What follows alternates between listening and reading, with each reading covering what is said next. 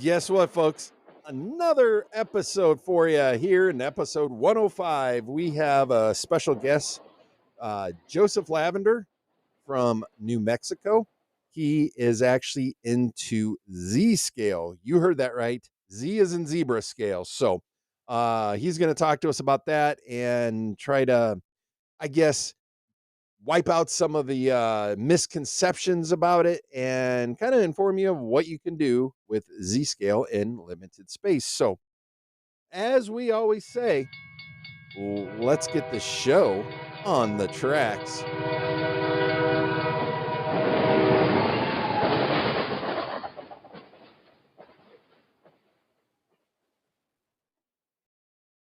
Welcome to episode 105. Yes, that means if you pay attention to this, it's the official start of season 3, episode 1, but we're going to keep the episode numbers going. As we said in the intro, we have another guest with us, Joseph Lavender from New Mexico. Uh, he is into Z scale. That's right. You heard me right. Z as in zebra scale. We've had people on here from 1-inch scale, G scale, HO. We haven't had any O scale. Well, uh, we had a few people on here that I think had O scale or did some form of it. Anyways, I'm HO scale. We've had plenty of HO scale. We've had a few N scalers, but this is actually Z scale. And once you listen to this, if you are looking at getting the hobby and you do not have, well, really any space or very, very limited space, this may be the route for you to go. Um, you, you may not realize how much is actually out there now for Z scale, and Joseph talks about that and all that good stuff. So we're going to move right into that. But before we do, like we've done in the past, we are actually going to throw our support ads in ahead of time, and then we will jump right into the interview. So let's move right into those and then right into our interview with Joseph. Attention, model railroaders. Broadway Limited Imports is proud to support the Model Railroad Talk podcast, and they've got some exciting new projects rolling in for both HO and N scale. Fresh off the big announcement at the Railroad Hobby Show in Springfield, Massachusetts, BLI is bringing you the legendary Boston and Albany A1A Berkshire steam locomotive in stunning HO scale. Part of their premium brass hybrid series, this masterpiece features Paragon 4 sound and DCC, delivering top-tier realism and performance. Don't miss out. Place your order with your favorite dealer by July 10th to lock in the guaranteed delivery for spring 2026. Calling all model railroaders and railroad enthusiasts. The Hawkeye Model Railroad Club and ScaleSigns.com are proud to sponsor the 5th annual Iowa City Train Show on Sunday, October 19th at the Johnson County Fairgrounds in Iowa City, Iowa, from 10 a.m. to 3 p.m. Enjoy 2 buildings packed full of model railroad items in scales HO, N, O, and more, along with railroad memorabilia of all shapes and sizes. Admission is just $5 for adults, with kids 12 and under free. Don't forget to also check out the Hawkeye Model Railroad Club's layout progress down at their club building, open to the public for free all day long. Interested in being a vendor or displaying your organization or model railroad layout? Check out our website at www.hawkeyemodelrclub.com/2025-train-show. The 5th annual Iowa City Train Show, sponsored by ScaleSigns.com and the Hawkeye Model Railroad Club on Sunday, October 19th from 10 a.m. to 3 p.m. at the Johnson County Fairgrounds in Iowa City, Iowa. We'll see you at the show. And we have another special guest with us, Joseph Lavender from New Mexico. He is here to talk to us about a scale we haven't really talked about yet. It's been brought up, but we really haven't talked about it yet. We've talked about N, HO, O, large scale, G scale. narrow gauge, but Z. Yes, you heard that right. Z as in zebra scale. So, Joseph here, he does modeling in Z scale and very, very small stuff. So, first of all, Joseph, thank you for coming on the show. Yeah, no problem. It's glad to be here. It's great.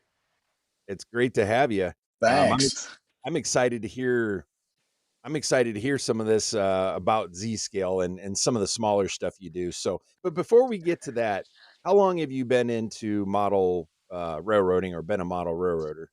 Since I was a kid, the classic story, the Bachman train set under the tree in the early 1990s, and then it just kind of went from there.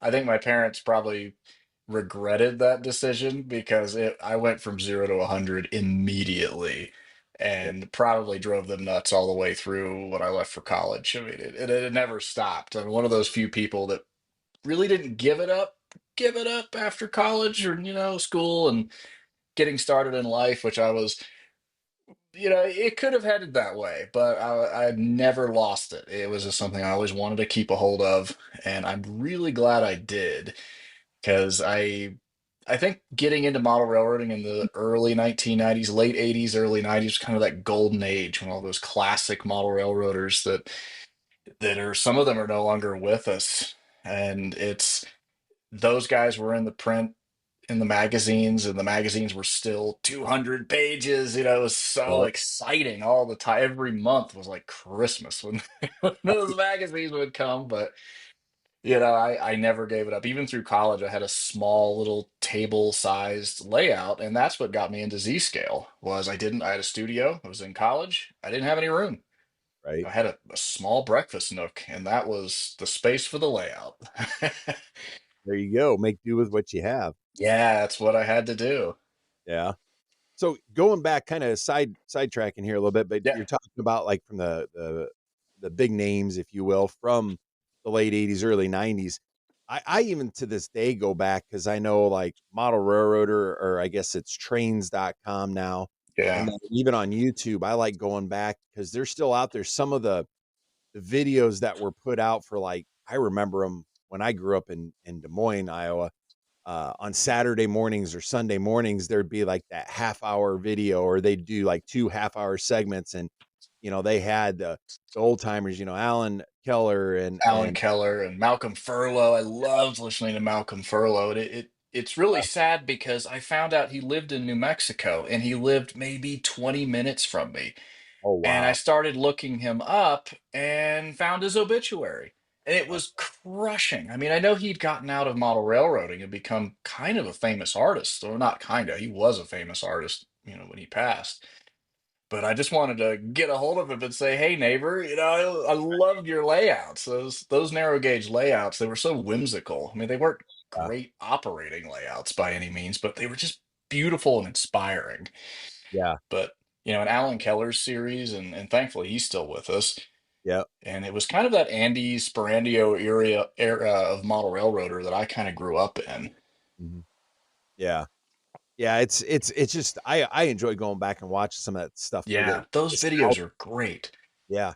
And the thing is you don't see a lot of that taught nowadays. You might see that as the base or the core of a technique, but it's been modified, obviously more Right. modern stuff nowadays, but it's still just fun to go back to the grandfathers, if you will, of the hobby. Exactly. Yeah. Well, you So kind of go from the 70s in that the ground foam, not so I'm sorry, the lichen era, I call it, where everything was lichen and painted green, and then you move into the late 80s, early 90s, where ground foam and woodland scenics really takes off. And of course, now you've got, Scenic Express and all these boutique scenery. I mean, it just, especially some of the stuff the Europeans are doing, because they have a really good access to that stuff. And I've seen some layouts, even in Z scale, where I dare you, I dare you to tell me it's not HO. I mean, it is. They're so good, and the right. quality is just amazing these days. It is. But you're right; those old techniques. I mean, they form a basis for what we do today. And that's one of the things about model railroaders. I always try to nudge them a little bit because they're very siloed. They like to stay in the. If it's not for model railroading, I can't do it. The armor guys, the dioramas, I mean, it would take you a millennium to finish a layout to the degree that they do Oh, with yeah. their dioramas, but go crazy. Those techniques, the weathering. I Mhm. mean, we're in a new golden age as far as I'm concerned when it comes to techniques. Right. Oh, I wholeheartly agree. So moving forward here, Yeah, have you said you had the Bachman set, so obviously you've done HO. Have you HO, yeah. have you done any other scales or tried any other scales before you went out or outside of HO and before you went to Z scale? Have you done I any other? started building a large layout in HO scale before I left home. My parents had a large area for me. It was about 33 feet by 20 feet. I went a little silly, started building the large HO layout, knowing I was going to leave. So Mhm. it got past bench work. We were into scenery when it had to come down when I left, and then of course moved into Z scale. But then I thought, well, there's a lot of stuff available for N scale, so I sort of transitioned into that. And then I quickly realized, I just love Z so much. I want to go back. It's 30% smaller than N, 30% more track, 30% more train. Right. It's just sort of got in my blood and never left. I tried other things. I love the detail you can get with HO, but Z scale is really knocking on HO's door when it comes to detail. I mean, right down to lift rings, and so you're not losing a lot when it comes to the fidelity. But it's I've tried other scales, but it's like a mistress. You always come back to Right. it. Right. And it's funny you say that because I have well for the podcast, I'm actually this year starting to test the waters of going to train shows for the audio or for the podcast productions. And I've been looking at or trying to think of doing like an N scale portable, just a simple loop, and I want to do it like in stages where basically cut it in 4 sections, if you will. And here's only track and, kind of show the steps up to fully scenic. But I was thinking, well, Z scale, but I haven't seen a Z scale or anything Z scale with the exception of online, but in person to where I'll be honest, I haven't seen how much they've advanced with the detail because the last time I seen one anything Z scale was I can't in person I should say was 20 years ago Yeah, and and that's a completely different era. I mean, even in the past 5 years, especially American prototypes, American Z line AZL is kind of the main manufacturer for US stuff. Microtrains did a line of Z, and they occasionally will release stuff, but most of their stuff's from the early 90s, mid 90s. I think they had something to do with Katie for a while, so some of the stuff's branded Katie, but now with AZL taking the lead, I mean, there aren't many things that I need that I can't get or aren't coming. And that is, I mean, it's a huge advancement when it comes to the manufacturing and things like that. You have to remember they're a little bit smaller volume because, compared to Z scale, or I'm sorry, N scale, even that is so much bigger of a market. Mhm. But I mean, I can get Alcos, I can get EMD, Steam. Steam's coming along a little bit slower than the diesel, but most folks in Z scale, they want big, long unit trains, and that's not Steam. That's diesel. And the market is sort of trending towards diesel these days. So with them coming in the past 20 years, but really in the past 5 years, it's exploded. I mean, it was just before I came on this podcast looking at some of their new releases. They were re-releasing their Dash 9s, their GE Dash 9s. And I think they originally did those in brass, but now they're coming out in injection plastic.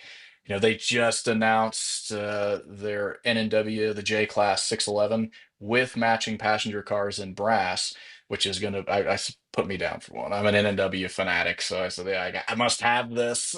Right. It must be mine.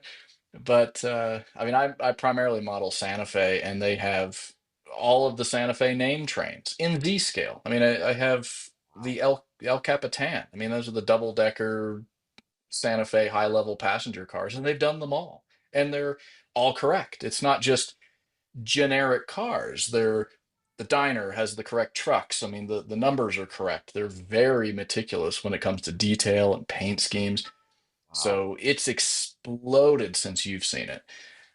Absolutely. Interesting. Well, I guess in that case, you just said you've got stuff. Do you currently have a layout then? I do. It's coming down because I'm building another one. Okay. I went a little too quick. I rushed things in some ways that I wished I hadn't, Mhm. and I kind of hadn't built a layout in a while. And I thought, you know what, it's time to start. Kind of like you. I mean, you kind of started one and then went, okay, no, I'm gonna back off, gonna try this again because it just wasn't to the level that I wanted. And I used commercial track thinking, yeah, speed things up a little bit, but I'm hand laying everything, Wow. turnouts, everything, and controlling everything with the tortoise switch machines and everything. So yes, I have a layout, but it's quickly going to be gone. The bench work for the new one's just about finished, so I'm really excited about that. And we have a Bengal cat, so I'm screening everything with tempered glass. Oh. Now, going in, building something uh, before you've ordered tempered glass, I wish I'd have done a little research because that stuff's expensive. Yeah. Getting custom cut glass, I thought, oh, it can't be that much. Right. I was wrong, but Uh, no, it's coming along nicely. I'm super excited. You know, the first layout was Raton Pass over New Mexico, Colorado into New Mexico with the Raton tunnels and you know that was primarily after they built the Southern Transcon, which still exists today. Was mostly just coal trains out of the coal mines in New Mexico and Colorado and passenger trains. That's all it was. And it's kind of the two things that I love: coal trains and passenger trains. And in one spot with tunnels and bridges. I mean, I don't think you can beat it. I think that's why so many people model it. I thought Santa Fe was a cliche until I moved to the West, and that it's such a huge part of the culture out here. I mean, you see the old Santa Fe water towers and oil towers with a big logo on it, and you know, you stay in hotels that used to be owned by the Santa Fe, and it gets in your blood as well. So Santa Fe and Z Scale, I don't think you could separate them for me. right. Well, and you say that about Santa Fe, and I've said this before on past episodes. My first train that I ever got when I was a kid, it was Santa Fe. I think it was either E or an F unit. It was that Tyco or whatever set. Exactly. It's what everybody has. It's famous for a reason. Yeah. And then my last layout, I did BNSF, but it was like right at the merger time. So Oh yeah. because growing up in Des Moines, I saw a lot of BN green BN stuff. So I love, I'm a fan of the BN green and stuff and the Santa Fe. And I just, this time around, I'm doing KCS because I also like the KCS. KCS, yeah. But yeah, Santa Fe is, it's always going to be, I guess, if you could, best way to put it, my first love of railroads, is Exactly. so, My um, first love was NNW. I have loved the NNW. I grew up in Ohio, so we would go to Southern Ohio, and you know, of course, this is nothing but coal trains down there, and you'd see the old NNW logo, and that's kind of one of the interesting things about Z-Scale is if you love two railroads that never really interacted together. I mean, NNW and maybe sorta did after the Wabash merger acquisition, but you could have two in the space. You know, you could model coal trains in West Virginia and passenger trains over Colorado and New Mexico in the desert if you want to, and have them in the same room. And it's not going to take up a whole lot of space, which is kind of what I do. I have a small N&W switching layout mhm, that I take and travel and show people Z scale. And, you know, but it's N&W. It's deep West Virginia where I would go with my grandfather to watch trains. And right, that's one of the beautiful things about Z scale. You can have it all. right. So before I go on, I do have another question here about your layout. But before we get to that, I've got to ask because I know, example, well, I'm a Digitrax fan, but that's we've talked about that before. It's what you like, but I know Digitrax. Some of their decoders are, or they, I guess I haven't looked at the recent ones because I'm HO scale, but I know they used to have like an N/Z scale decoder. Yeah, Do there are you use several companies that use that Zscale. You can use their decoders in their locomotives. I'm not a DCC guy, unfortunately. I grew up and had some clubs nearby, and I was a member as a young kid, and they were all old DC cab control, so I never really got exposed to it. I never had a layout big enough or finished in order to utilize it. And then when I got into Z, it kind of wasn't a thing, Mhm. and then I just never sort of pursued it. But I do pay attention to it, what's going on, and I mean it's no different than in scale. You can have it all. Okay. Sound, I don't think they're doing sound quite yet. Maybe they are. Don't quote me on that. Yeah. But I haven't seen any commercially available sound equipped locomotives. But that has to be coming. I mean that Right. technology is shrinking by the day. Right. Well, and I don't even think it's necessarily the electronics. It's more to be able to put you would have to have a speaker that's gonna be able to put out enough volume to fit. Exactly. That's more what it is the speaker, not the electronics. I know people have done it. It has been done. It's been done well, and it Mhm. can be done with sound in a locomotive. Uh, but don't have any experience with it. I don't think they're offering anything commercially. I don't even think the European manufacturers are either. Which they've recently just come out with Z scale narrow gauge in Europe, and Oh that's my gosh. yeah, the price of the locomotives, you'll give brass a run for their money, and they're tiny. I mean, postage Wow. stamp size to $700-800, I think. But that'll start to come down, I hope. But oh, they're doing some stunning things with that. I mean, you can have an entire country Mhm. in your railroad room. It's crazy. But no, I don't have much experience with that. My layout has off layout sound, so I like the ambient sounds, the birds, the wind, things like that. I turn all the sound on, and people go, "Oh, it just feels like you're there, like you're in the desert." And of course, I nerd out a little bit, so all the birds you hear are all native birds to that area, and things like that. I mean, if we're gonna go crazy, let's go crazy. But Right. I like the miscellaneous ambient sound. So there's a coal mine, Morley coal mine. So anybody familiar with Santa Fe will know that because every passenger train from Chicago to LA went past it. Mhm. And you can hear some chatter in the background. The miners are talking and things falling over and breaking. And it's a I like the sounds, but if I could get them inside of a locomotive, I would do it in a heartbeat. But so far, not yet, Right. but soon, I hope. Nice. So I've got to ask this because I'm sure some of the listeners are wondering.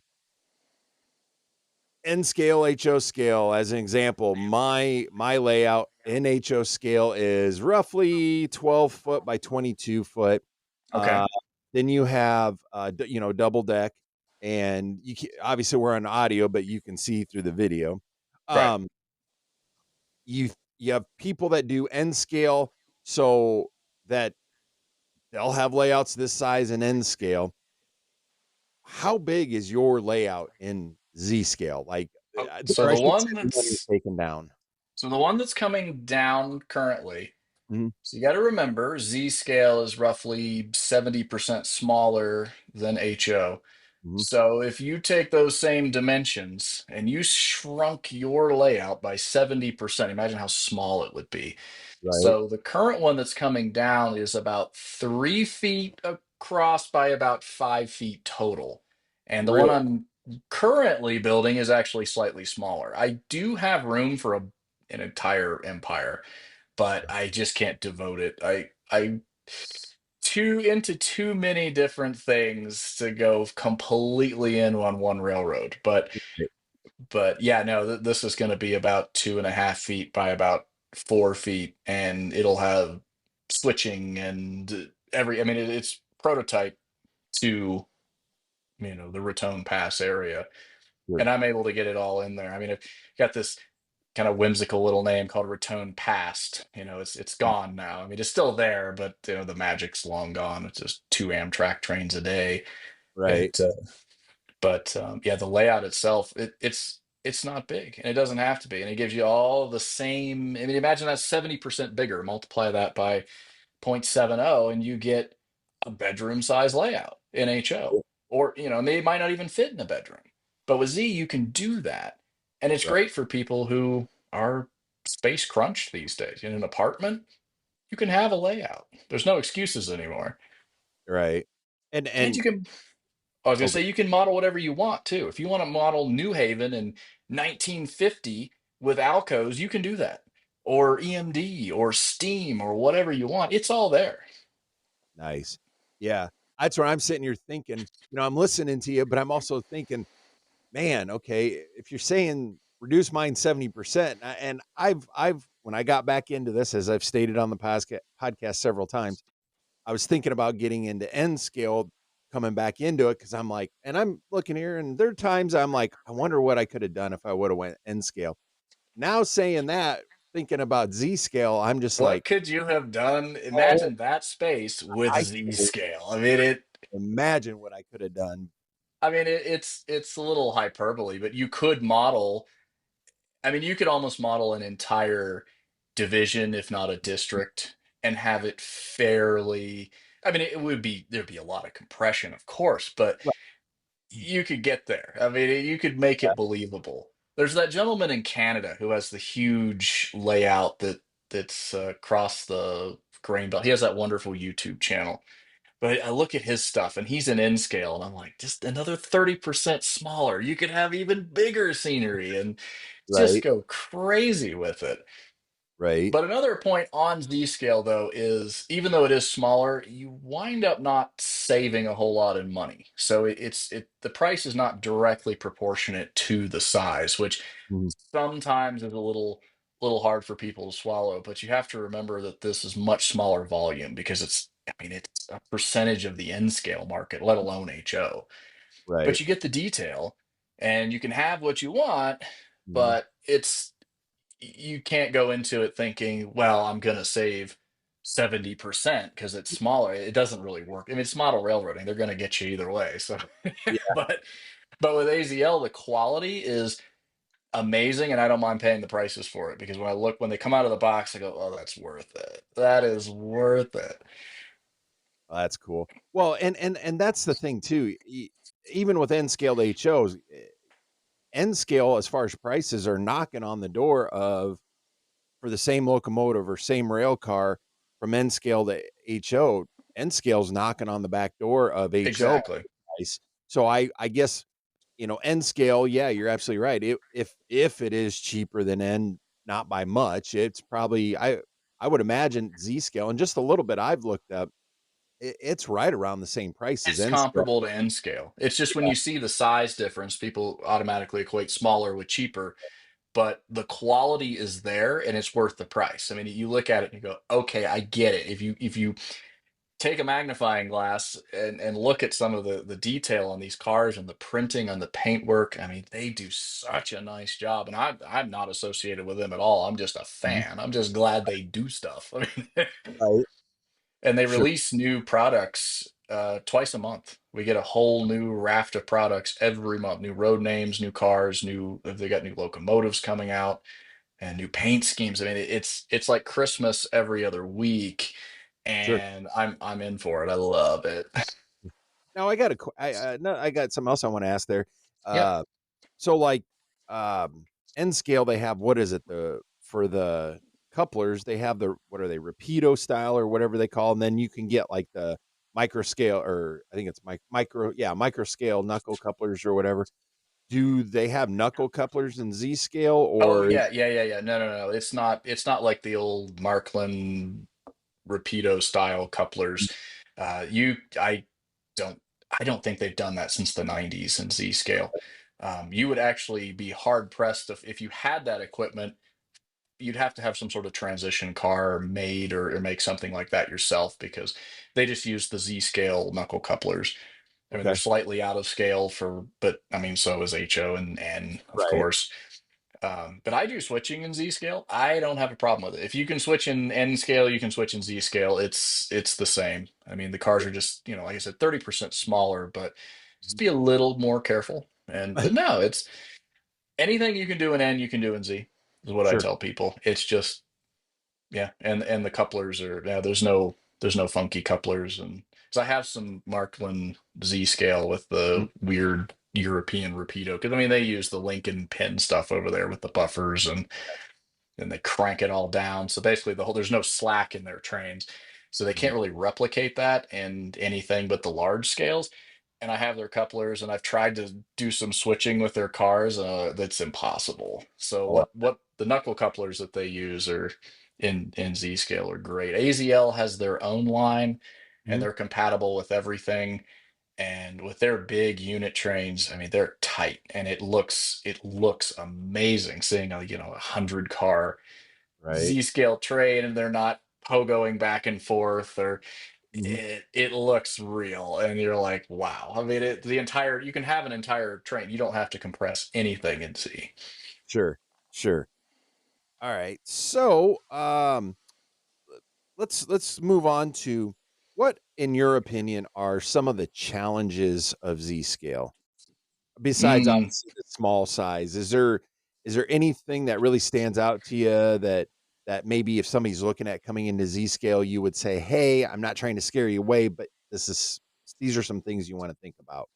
If you're going to build a small layout, I think track is the biggest issue. So Atlas has an entire line of Z scale tracks, scale, tie width for US prototype. Most of the stuff you see is Europeans where they have the wider tie spacing.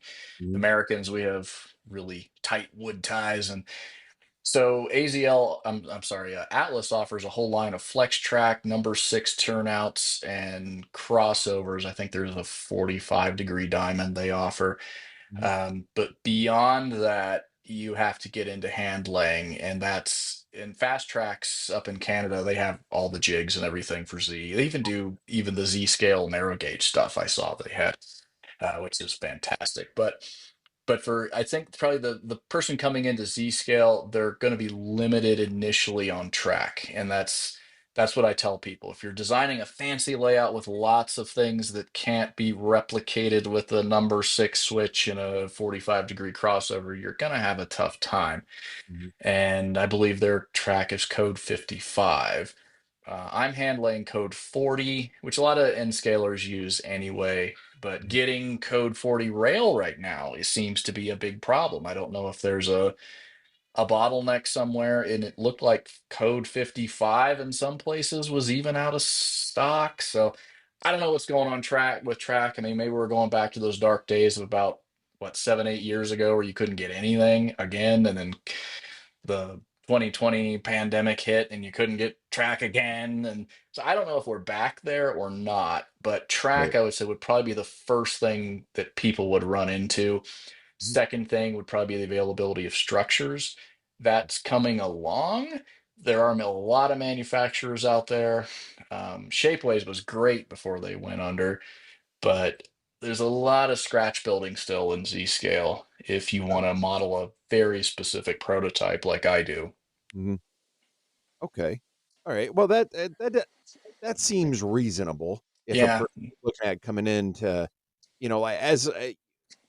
like I said earlier in this, at the beginning of this, I wanna build a small traveling layout eventually, um, to be able to take to shows if I end up continuing doing shows, and I'm actually thinking of doing now talking to you even just this little bit so far of looking into doing a small Z scale because I have no problem scratch building, besides I've got 3D printers, I can and you downsize can make buildings. whatever you like. Yeah.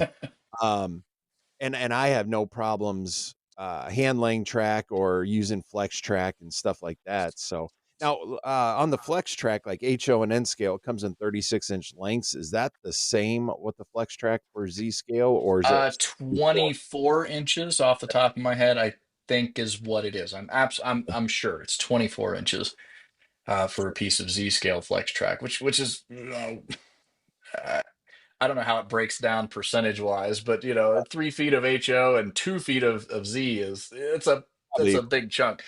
But yeah, I really think that and structures. There's a lot of structure kits. They're all laser kits. Mhm, They're all almost all of them are just wonderful quality. Mhm. But yeah, I would say track track compared to what you folks in HO have. I mean, was it Shinohara with their beautiful crossovers and diamonds? And, oh my goodness, I just drool over that. Right. But Well, and that I you mentioned fast tracks. I really like fast track stuff. I haven't because I'm still building mine. Eventually, I want to get into building fast tracks, but there's a guy that's not local, but within a short distant drive of me that has Randy Doman. I've had him build some fast tracks, turnouts for me, curved turnouts. Plus, he did a double crossover, just because I've always wanted a double oh crossover, yeah, they're beautiful. and it's yeah, that alone opens up a world of stuff. So when you brought that up, you're absolutely right. It while people get scared when they or sometimes I shouldn't say get scared, but they're like, whoa, time out, hand laying track. Them the folks at fast tracks have really made it a lot easier. And It's so I much can see easier. When I started doing it, I thought, okay, this is going to be difficult. But once you buy the jigs for what you're doing, you got to have the jigs. They have everything you need to lay a turnout. And if you're awake, you can do it. It's not hard. And then Mhm. to have it finished and you're looking at it going, I hand laid that. And then you think, HO scale is one thing, but then when you're in Z and you're looking at it, you go, I hand laid that and it works. So that's a Right. big accomplishment when you look at something like, yeah, that actually functions. And a number six turnout's 4 inches, maybe a little bit less, Really. 3 and 3/4 inches. I just use number sixes. That's what I have the jigs for. Mhm. But and that suits me for what I'm doing. There wasn't much fancy trackage up in Raton, Right. but but yeah, it's fantastic, and they have everything for Z, and of course in any scale. If you're thinking about hand laying track, you should just do it. It is not hard. I think at the end of the day, once you have the jigs, if you had a medium sized layout, you're going to save money by hand laying, and it's more fun, and you're not done in an afternoon. Right. Just putting the flex track down. That's kind of what I did with my last layout. I was like, I'm just going to lay the flex track. It'll be fine. I'll weather it. I did, but it still felt kind of like maybe I should have taken that extra step, and it bugged me. The track functions perfectly. It's Atlas. It's beautiful. Mhm. You solder all the joints. It's essentially one piece of rail all the way, Mhm. and go to town. The switches are wonderful. Never have any derailments, but having it hand laid just felt like a little bit above. Let's take this to the. If we're gonna be crazy, let's be crazy. Right. Exactly. Exactly. So, all right, besides being able to get a lot into a little bit of space, what are, in your opinion, some advantages to Z scale that you would tell somebody looking at coming into it? If you like to run big trains, long trains without compromise, if you want to model a coal train that's 130 cars long, you can do that. And soon I'll be going to the Rocky Mountain Train Show, and there's always a couple Z scale layouts there, and they put that on showcase with their modular layouts that come. The trains, they just never end. And with HO, there's always a little bit of selective compression with your trains. Z, you don't have to do that. I run the 1956, 1957 El Capitan and Super Chief, and those were long trains because they were popular. I mean, the El Capitan could be 13 cars long, followed 20 minutes later by the Super Chief that could be another 13 cars long or more. And then in the off season, they'd combine them. So it was one huge train Mhm. with 6, 7 locomotives in the front. And you just can't do that in HO. You'd run out of space. I mean, a 85-foot Z scale passenger car is 4.5 inches. Oh, It's four wow. and a half inches long. And there's what, three cars, 3.5 cars to an HO scale car. So I Yeah. mean, you just never have the space for it unless you had a huge layout, and then it would just consume it. But if you wanted a big an auto rack train, they have auto racks, or the stack trains that you see running out west that are just that never end. You can have that. That's awesome. That's what I love about it is there's no compromises, and everything in Z, especially with AZL, is to scale. They don't change anything. If it's Yeah, they don't do any selective compression with their cars and locomotives. You can have it all. That's what I love about it. That's awesome. I'm actually writing down before I forget. You're you're talking about AZL. I'm writing AZL, that yeah. down so I can look it up when we're done. Yeah, Google them because that's yeah. My You girlfriend will might not be happy with you after this, but no, probably not. But um, if you want to spend a little money and have some really big trains, that's where you go. right, I don't know. I've always got probably have an order incoming at almost any given moment, which is probably not good. But right. they Well, released some Norfolk and Western Alcos not long ago. And I gotta have those, and I can't use them anywhere yet, but I've got them. oh, I totally get that. I know I was kind of like it was last year at the train show that was here. Actually, Spring Creek Model Trains were there, and they had three of the scale trains, BNSF sound equipped Oh reefers. yeah, I have no, I have no plans or no reason to have reefers on my railroad, but I'm like, I want sound equipped gotta have them. cars. So I Yeah, bought those and I'm like, "Oh, way cool." And then, Scott from Scott's Trains, he had a whole I wanna say it was like 8 or 10, maybe 11, they're the 72 footer shorter ones, but they're Walthers, brand new reefers. They're the BNSF, same style, but the shorter ones. They weren't sound equipped, and I'm like, "Well, I already got 3. three of Let's those. mix Yep. the sound ones in, the train," and it's like, what am I after I got them in, I'm like, I have no reason for them, but, it'd be cool to run around, so I'll bet but that sounds neat with those. Who was it it? Thermo King that made the units for those, or and, Carrier. Carrier? Yeah, just to hear the diesels on those. I mean, I bet that sounds great. I mean, that Oh, is one it of the is compromises with these. You can't really get that kind of fidelity, but yet. but you see those things, and it's like, Mhm. was it Bowser just released the Interstate Railroad paint scheme, the Yeah, creamsicle? yeah, If I find one of those, I'm going to buy it. I don't model an HO. I will that that will probably never turn a wheel, but I want right, it. right, yep. And I will tell you, so side note, being a truck mechanic years ago, company I worked for before sent me, I'm actually carrier certified to work on those reefer units. They're the Oh, same, nice. yeah, they're the same units that go on, that you see on the semi On the trailers, trailers, yeah. same thing. And I will tell you the sounds, the way they fire up, the starting sound and where they do their low idle before they kick in and do the high idle, and then even the shutdown sound is they've got them like I've perfect. got it nailed. Yeah, yeah, so well done, Scale Trains, with whoever you had do the sound on them. If anybody from Scale Trains listening, um, well I done. pick up the scale train stuff. I look at it and I'm like, oh my goodness, this stuff. Mm, It's just come so far. When I remember when life like the Proto 2000s when they came out with the GP sevens, the first Proto 2000s, and mhm. I thought it can't get any better than this. Like this is it. Like we have reached peak model train, in 1996 or whenever that was, seven somewhere in there. Yeah. But where we've come since then at every scale. Oh, 'Cause, I yeah. mean, you can't take a picture of an N scale layout these days and tell. Yep, You used to be able to, oh, that's N scale. Now you don't know. Unless you know who made what, and you're really good at picking those things out. I was looking at a gentleman who was weathering N scale, and I I need to find his name because I think he's one of the greatest model railroaders I've ever seen. mhm. And it looked real. I mean, it looked real. N scale. There's no way. There's no Right. way. I mean, that's where we're headed these days. And HO, don't even get me started on those guys. You got everything, and it looks amazing, and the detail just doesn't stop. But Oh, yeah. Well, and a guy I had him on the episode here, Alan Zimmerman. He, I was at the train show there in Lincoln, Nebraska, and he asked me to bring some HO scale cars over because he does N scale.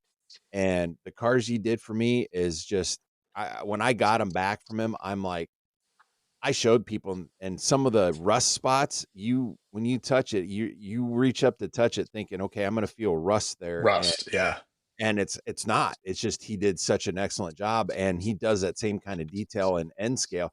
and I have a rough time getting those fine details in HO, and I'm like, man, you got better eyes and steadier hand than I do for N. So yeah, it's amazing what's being done in all scales anymore. So Oh, the um, technology and the products, and especially the folks that watch the armor and the aircraft modeling and weathering folks, when they participate in that space as well, they sort of it, it becomes, I don't know, it's very eye-opening. Like you can see those people. I can look at a model and I can say, "You also build tanks, don't you?" "Oh yeah, I sure do." Like, okay, I can see the right. products you're using and the techniques, and like you learned this from so and so. And Mhm. you know, every couple of years I go to the IPMS, the International Plastic Modeler Society meetings, their big national conventions, and you see the dioramas there, and you're just drooling. I mean, and to pick of the thousands that are there, you know, to pick the best. And Right. then, you know, there's a couple of us model railroaders who walk around there and we go, yeah, we could, few people could, in our hobby, can learn a thing or two from these guys because they understand rust. I mean, Right. you know, I see interesting rust, I'll stop and pull over and look at it. Yeah, Uh, how did that form? That's a nice color. Ooh, look at the patterns there. So it goes lighter to darker, and here it's darker to lighter. uh, But I'm a nerd like that. But right. Well, and I think I don't know. This is just my opinion. I think the reason why uh, what do you call it, the military, whatever, yeah, military modelers. when they do those models, they're thinking of they're just doing, like, in a sense, just a little module display they're doing that model for, or the models for that. Where us as model railroaders, we are thinking in the whole. Okay, Yes. they've got what, 1 to maybe 5 smaller models they're gonna put on a module where, 100, 200 rail cars and 30 or 40 locomotives. It's like, okay, I've gotta weather all these, or what am I gonna do? They're able to, because they're doing a concentrated, I guess, for lack of a better term, amount, they can really hyper focus on it where we get sidetracked, I think. And that's a really good point. I mean, I've thought of it in those terms before, but no, you're exactly right. I mean, if you had a even a medium-sized layout and Mhm. decided, okay, I'm going to do this to the same fidelity that these folks are doing, you'd be there forever. I mean, you would never finish it Mm. unless you had either unlimited amounts of money where you could hire people. I mean, some people do that. I don't know the joy in that, but I was reading about that. Was people just hire crews to come in and build model railroad? This sounds like a great job to me, but I wouldn't get Right. any enjoyment out of it. But yeah, you're right. I mean, what do you do? And I think that's the reason we're seeing smaller layouts. I mean, the era of the everybody must have the basement empire, I think, is over. And I think a lot of people like Tom Johnson, his layout, that's not big. No. When you look at it, you think, "Oh my goodness, this is huge."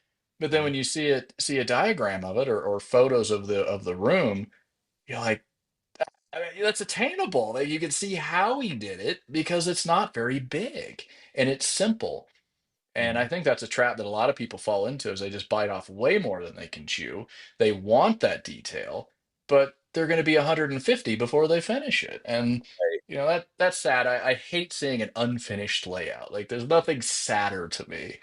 Right. But Well, and that's, I think, a lot of reason to modular, whether it be free mode oh or yeah, stuff like that. Modular has gotten popular because taking from the gaming thing, okay, here's this specified size that you need to build to be a part of this group or to build whatever you're building. You get that done. You can focus on it, and then you move on to the next section, and it keeps you funneled, focused in in exactly. rather than, like you said. I mean, even mine.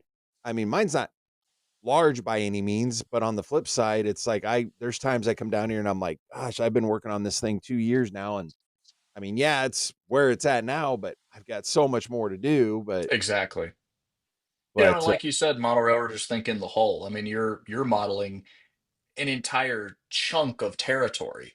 I mean, mhm, a military modeler is modeling a couple square yards. I mean, that's what it amounts to. I mean, you know, a tank, even in a large diorama, is an acre.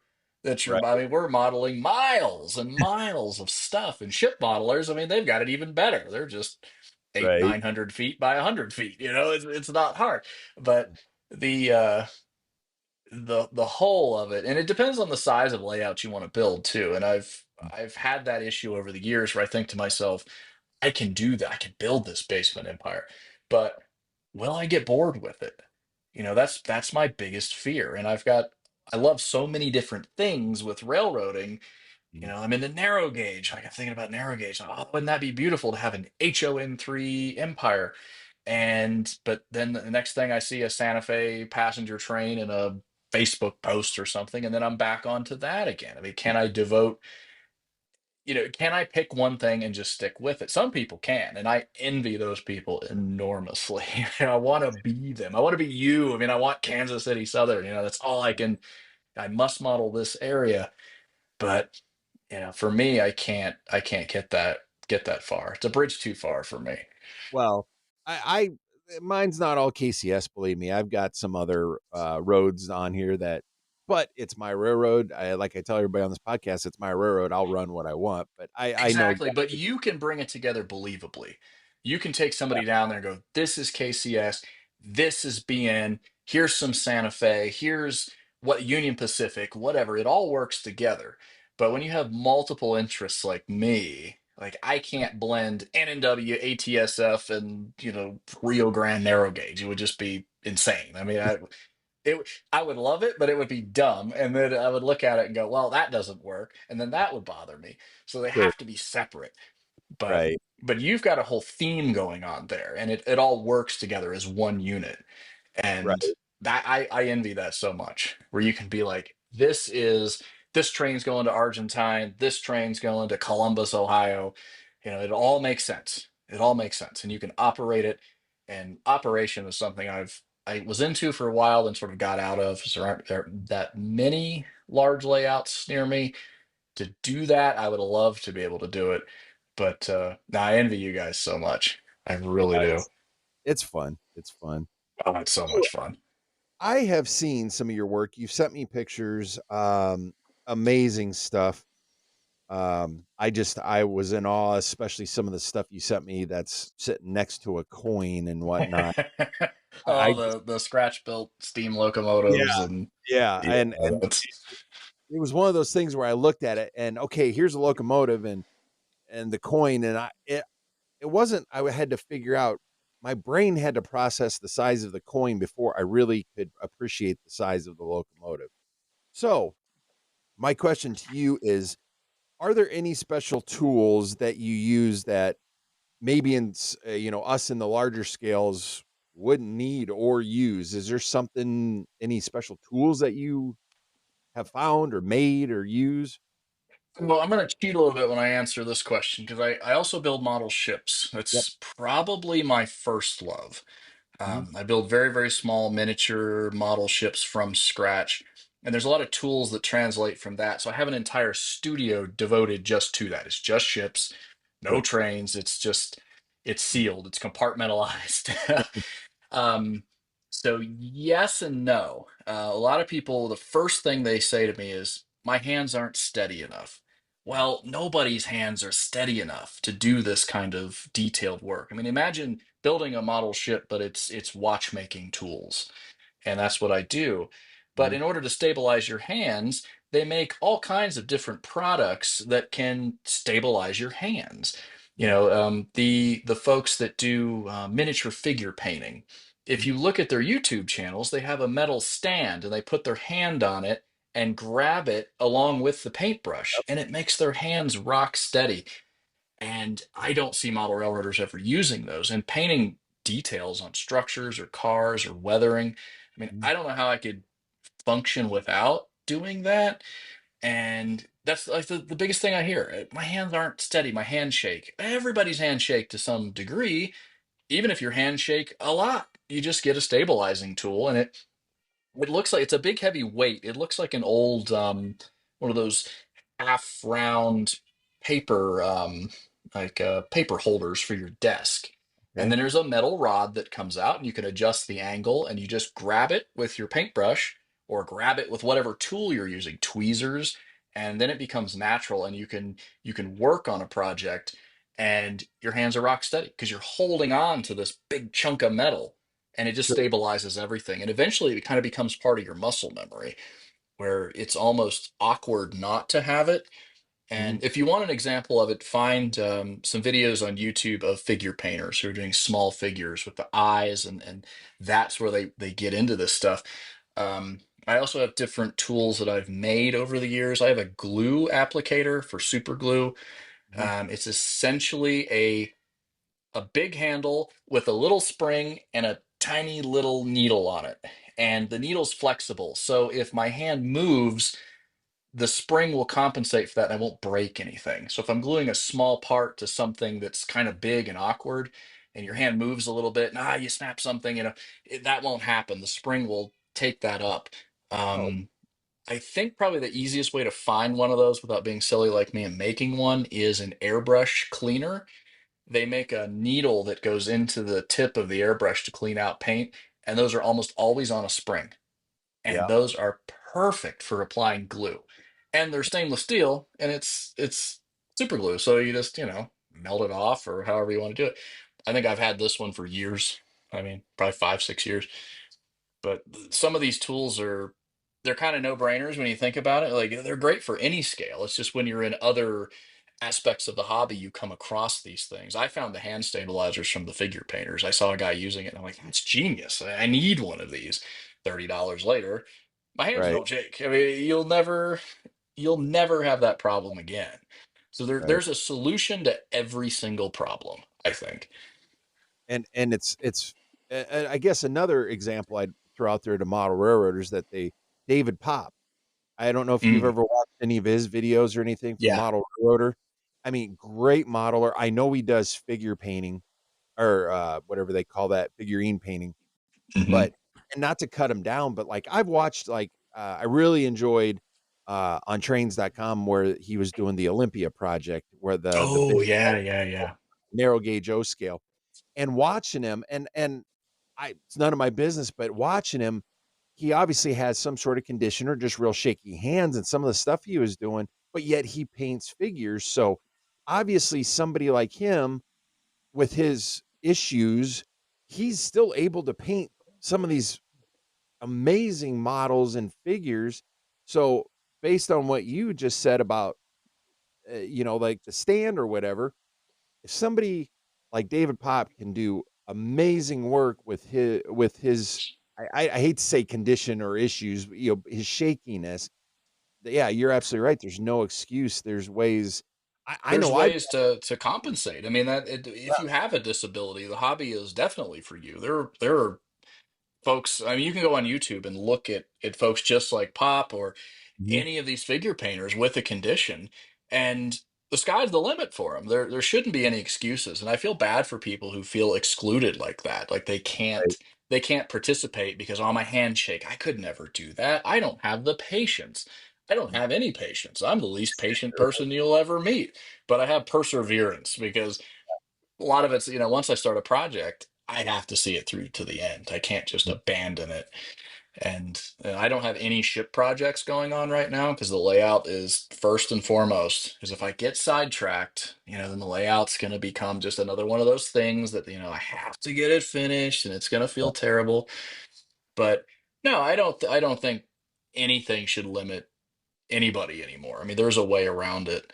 Like I said, my hands don't shake to any real degree, but they shake enough at the scales that I'm working at and the detail that I'm trying to achieve, especially with the ship models. I mean, I do things that are just silly, but I build ship models that are the largest one's probably about 5.5 inches long, 1/1500 scale.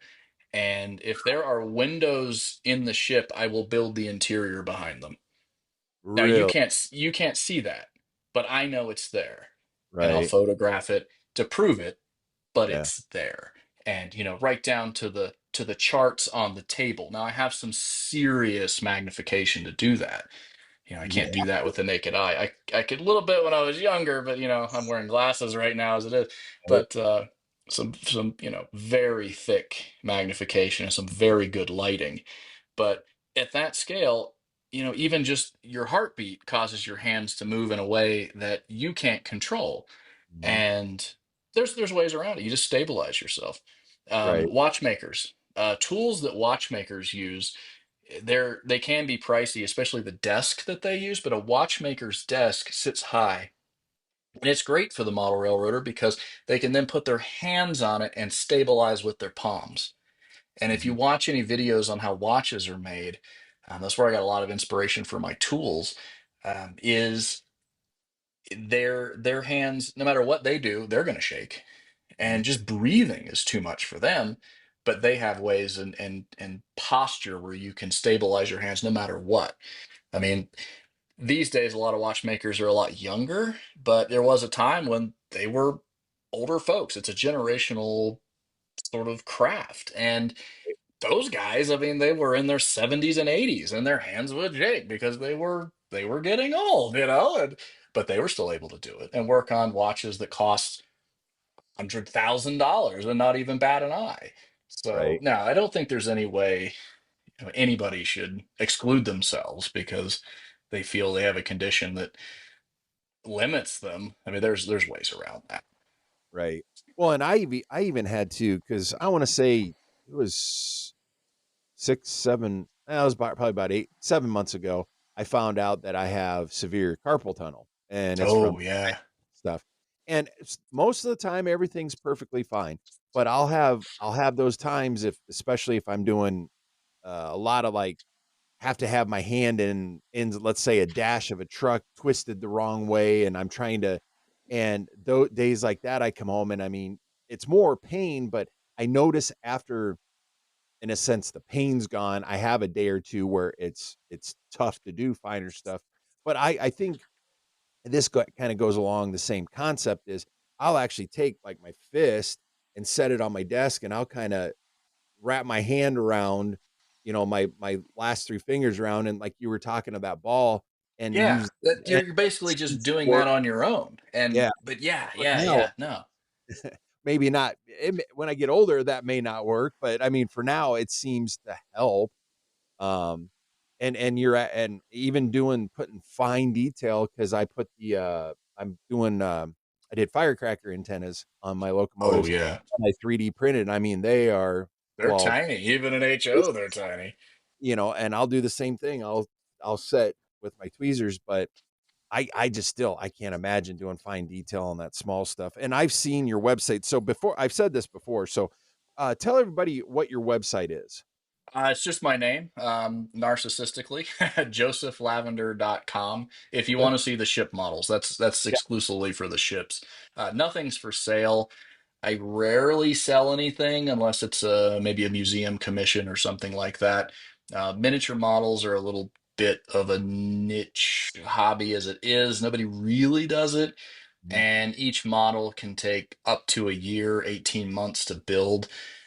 So I don't exactly have that many on there. There's a few more that I've built than are on the website, but it winds up being, if you divide the time out that it takes to make something like that, most people, unless they know what the price of something like that is going to be, Right. I don't sell things. I get offers probably every week. Hey, would you mind selling this? Like, ugh, you realize this was 18 months of full-time work, and Right. it's not $100, like, so I just have a place to showcase some of my favorite models that I built over the years. But I'll occasionally do a commission, but it's pretty rare these days because then I'm working for somebody else, and that's not fun. Right. And it's usually on a project that I have no interest in whatsoever. And researching and reading about something that you don't care about is tough. I mean, it would be like researching a railroad you didn't care about. Right. I mean, it would. There are certain railroads I'm like, okay, that's great, you're into it, but Mhm. I don't want to read your employee timetables. But for Yeah. Santa Fe and N&W, here I am. I'll sit all Right. day. But you, KCS, BNSF, what you're into is what you're into. But Right. when it comes to ships, and I'll get some wild requests. Could you do this? Could you do that? I'm like, yeah, I can do it, but you got to remember it's going to be 18 months minimum, Mm. probably, on some of these projects. And then you have to charge for time and things like that. And then there are some people who know what these things cost. They're into these, they collect them, Mhm. and they go, okay, well, just send me the bill. Right. Like, okay. I like working for those people, but Right. I know when I seen, the website and I was looking on there, my first thoughts were, so I have one of my uncles who's passed away. He was, stationed he was in the Navy for 20 years, and he was stationed on or whatever they, assigned to a battleship, and it was the USS Biddle, and I was like, he was in the Mediterranean when Gaddafi was over there fighting them oh and stuff, yeah. and I was like, "Man," and then I got to thinking, like you were just talking, I'm like, I don't know that I'd be able to afford having you do even just a small one of those, but it'd be cool to where I could put it by his flag and stuff like that, um, but yeah, I mean, that's awesome. I was looking at those and if, I'm just like, "Holy cow," I would and the pictures you sent me of the locomotives and stuff, um, are just Oh, amazing. the 1/300th scale Yeah. operating steam locomotive. Yeah, that came up during the pandemic. I'm an air traffic controller, so I had to go to work. I didn't get any time off. And I doubt you did either, did you? I mean, No. you were in there every day. And so I didn't have a lot of downtime. And the place I worked at was extremely busy still. I mean, the public wasn't flying, but cargo was still moving. And so, everything, everybody's Amazon orders and their model trains, they had to get shipped and they all went by airplane. So Mhm. we were at the facility I was at, we were the busiest air traffic facility in the world. Really? But while this is going on, I mean, nothing else is happening. What am I going to do? Right. I had a small narrow gauge layout that I was playing with, and it was mostly done, and it wasn't anything to speak of. It was pretty small. It was just sort of something to occupy my time. And we were planning on a move anyway. And I thought, what can I build? And I thought, well, what about narrow gauge? Well, let's go really small. So I built a K30. Well, I started out with a Shay. So I built essentially a 2 foot gauge Z scale narrow gauge operating Shay. It operates fairly well. Mhm. Um, but I thought, well, I'm going to build a layout for this thing. It's going to be amazing. And I ended up building just a small diorama for it. And it was kind of a proof of concept. Can this be done? The problem mostly is weight. Even though it's mostly brass, it's still not heavy enough. And I thought, well, how about something a little bit bigger, like a K36 narrow gauge Colorado? It's going to be stunning. And I built the locomotive and the cars. I've since recently acquired some more rail, so maybe there might be a layout in the future. There is a video somewhere of it operating, but it was one of those things that took so long to build that by the time it was done, I was like, okay, I've done this. It went in a glass display case, and that's where it sits. It did As it operate briefly. It works. Um, how reliable it'll be in a larger layout, I don't know. But right. I kind of did it just to see if I could do it. It was a lot of work. I'd scratch built some steam locomotives over the years, and it's interesting. I think Model Railroader did a series in the late '90s, maybe early 2000s, about scratch building a brass locomotive and how easy it was. That's not easy. I mean, they make it easy. They make it Uh, sound easy. I had a lot of the tools I needed. There was very little I had to acquire, and I thought, well, I'm going to give this a go. And I built some steam locomotives over the years, and they were okay. But then to just take the shrink ray to it and just take it to an obscenely small, I mean, 1/300 scale is, I mean, the locomotive. I mean, you saw it next to the coin. It's mhm. the locomotive with the tender, I think, is barely 2 inches. I'm not even sure it is 2 inches, and then everything's made out of brass and poured metal and things like that. It's silly. It's a novelty, certainly. I don't Right. think you could.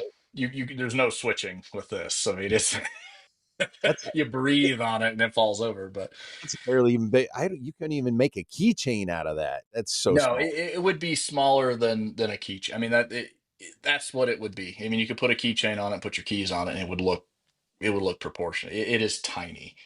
And there's Wow. that famous that pencil where the guy carved the locomotive out of the lead, and it's coming out of the pencil, which is now like a tunnel. Mm. It's not much bigger than that.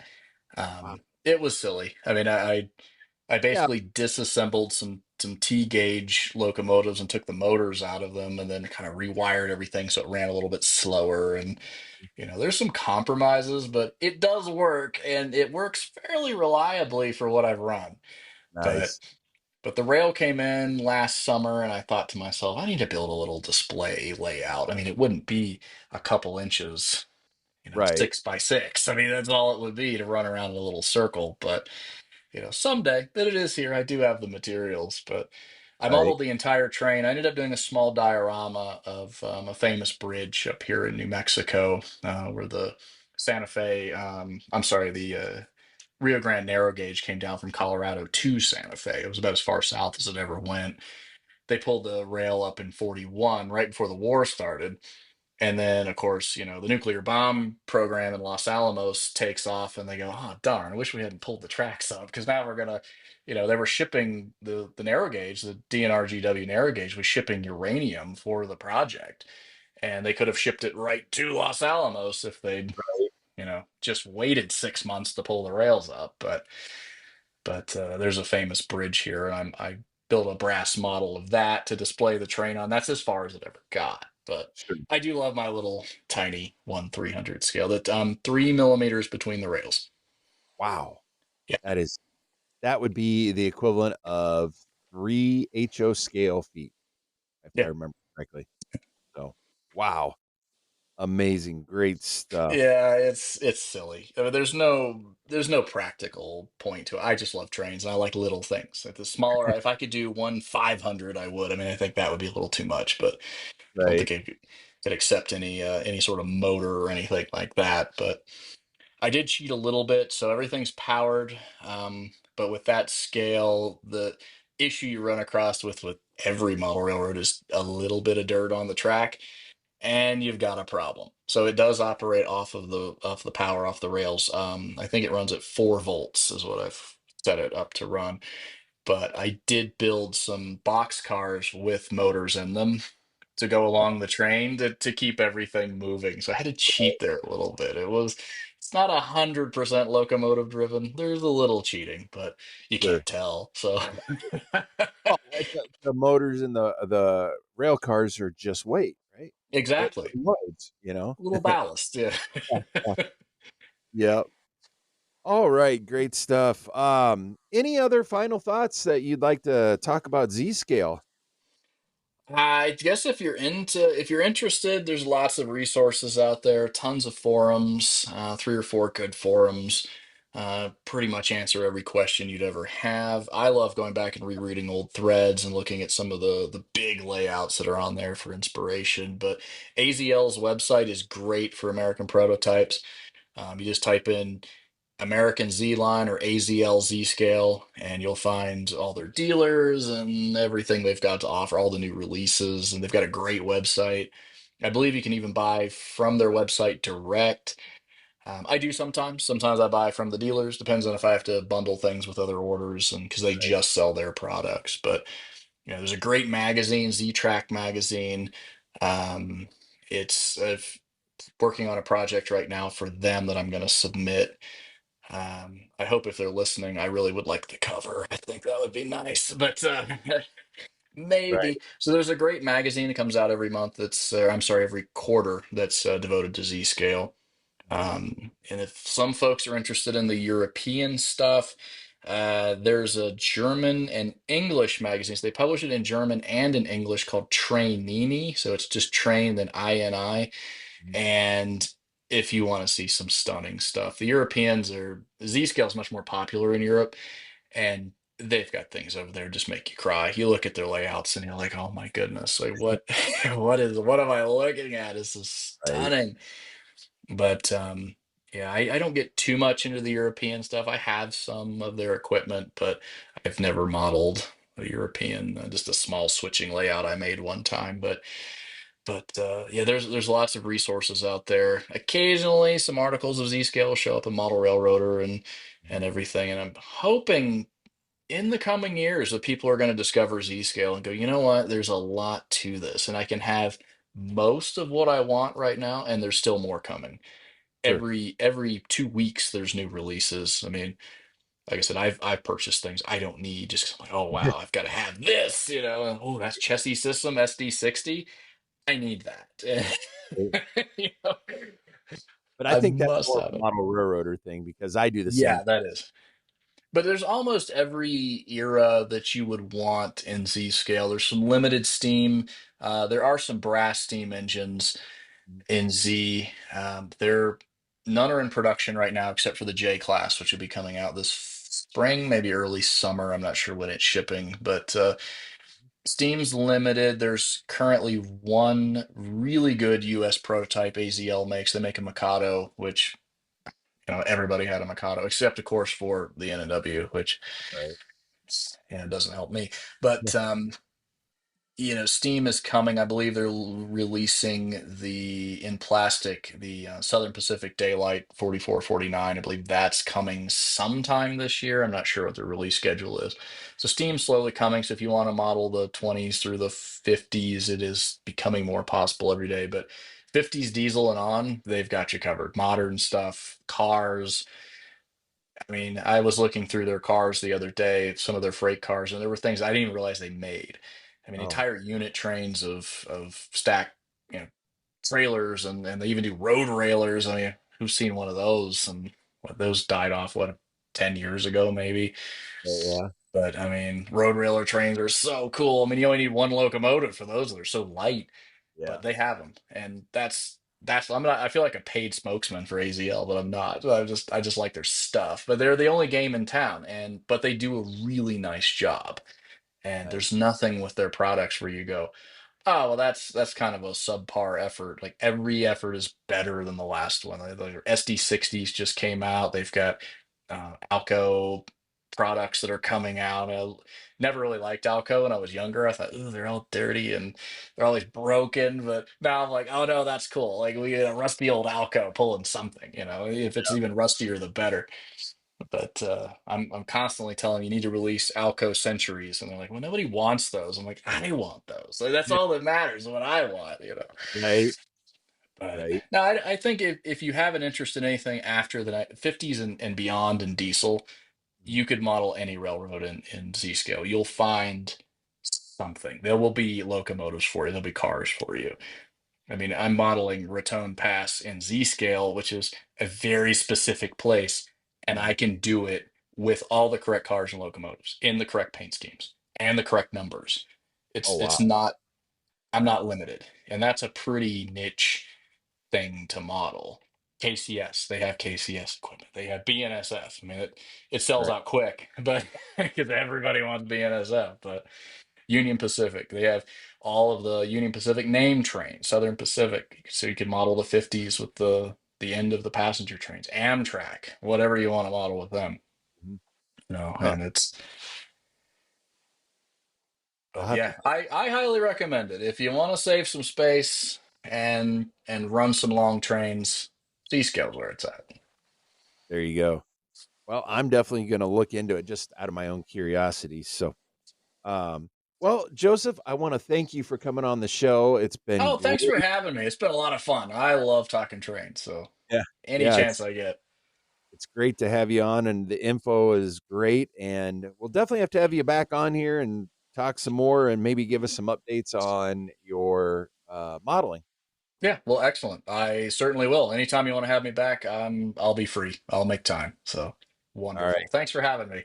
Absolutely. Are you tired of seeing the same old clean trains on your layout? Do you want realistic rolling rust buckets or something that looks like it's been around a few years? What about a grimy oil stained locomotive? Alan at Alan's N Scale World is just your guy. He specializes in custom weathering of any scale and has 3 different stages of weathering to choose from. He also hand paints some of the coolest N scale semis and trailers on the market. Get a hold of him today to find out what he can do for your model railroad. You can find him on Facebook at Alan's N Scale World or email him directly at allansnscaleworld@gmail.com. Alan's N Scale World, bringing you scale creations from real life situations. There you are, folks. Another great, interview on a different perspective from a different scale.